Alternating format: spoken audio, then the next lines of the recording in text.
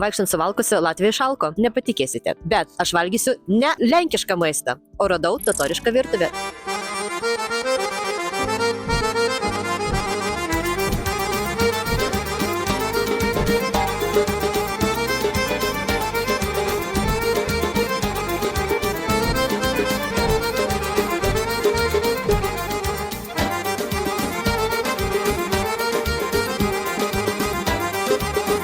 Baigiau suvalgyti, dabar perėmiau prie jau karštųjų patiekalų antrųjų. Aš savo užsisakiau tataraš patiekalą, o vyrui jisai užsakė savo azų nacionalinį patiekalą. Pradėsiu nuo vyro porcijos. Paragausiu. O, nieko sau. Kokie prieskoniukai labai įdomus. Labai skonių. Dar eina ir salatėlės. Nu, bet aš čia vyrų paliksiu. O dabar mano porcija. Visą nesuvalgysiu, tai tik per pusę. Žinokite, labai skanus.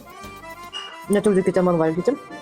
Ir kitą kartą atvažiuokite patys ir paragaukite kitų patiekalų arba kitų. Ir ką galiu pasakyti, azų labai patiko, labai daug prieskonių, iš tikrųjų tų totoriškų, kurie, wow, idealiai. Dėl koldūnų mes pripratę truputėlį prie kitokių, čia labai smulkiai yra malama mėsa, o vis dėlto prie koldūnų labiau yra stambesnio malimo mėsa, jinai yra skanesnė. Bet žinokite, aš čia dar grįšiu ir atvešiu draugus ir jūs kviečiu čia atvažiuoti.